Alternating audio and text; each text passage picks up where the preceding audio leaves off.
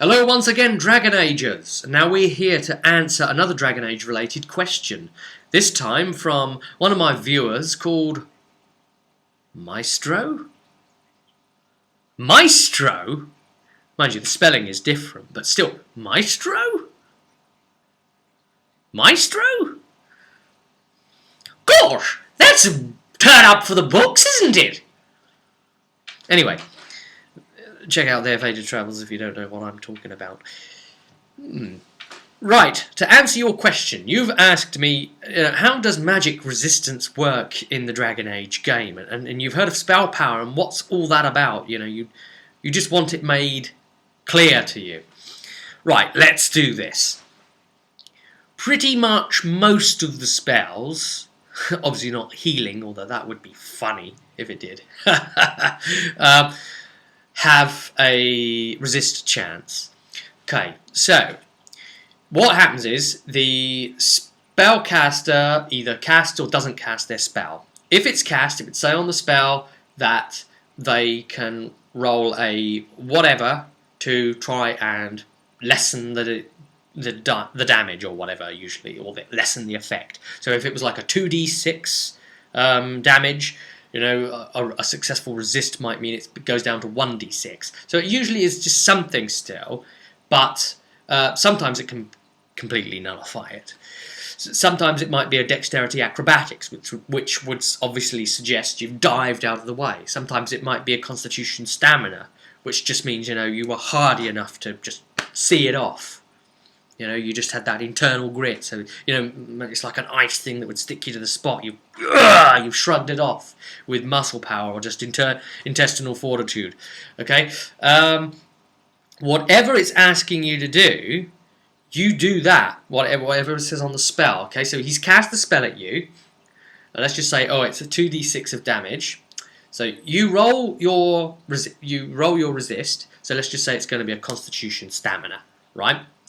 Okay, do you take your stamina attribute number and add that to the 3d6? Do you have the focus in constitution stamina? Do you have the stamina focus? If so, that's another +2 onto your roll, just like a regular roll would be.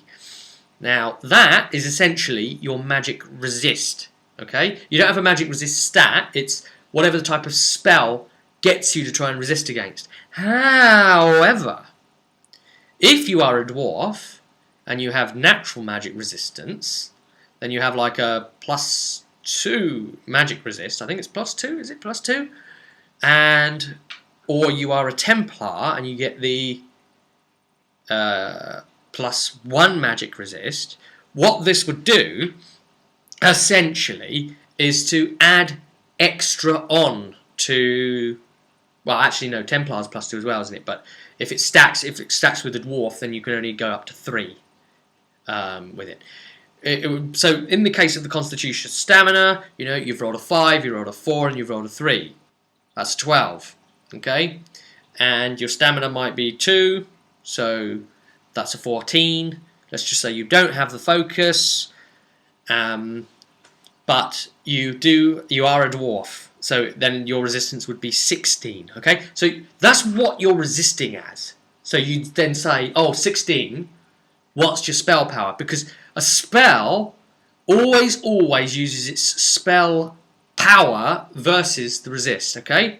So at that point, it's not how powerful the spell was, it's the spell power stat, okay? Now the stat is something roughly... the base stat for it, roughly on the caster's character sheet, probably. It's derived from his magic attribute, initially, okay? However, the spell power amount can go up. There are certain things that can make it contextually go up for certain spells. So, if he is firing a spell that he has a focus in, then he gets the bonus to his spell power just for those spells. So if he's firing, let's just say he's got spell power 16 normally. Okay? Then, and you've rolled a, say, 15 for your resist, you've failed. But let's just say you've rolled, I don't know, 17 or something like that. Now, in that case, it becomes important whether the caster is remembering to include the fact that he's got a focus in that school of spells, that type of spells. You know, entropic, for example, primal. Those are what I mean by the schools. At that point, you know, you've rolled a 17 in resist, and he's got spell power 16. And if he wasn't focused in it, you've resisted, and you get all the benefits of the spell's listed resistance. Done. However, he then says, oh, wait a minute, no, I've got the focus in that as well. Haha. So for those spells only, I'm actually 18. At which point, oh, you didn't resist.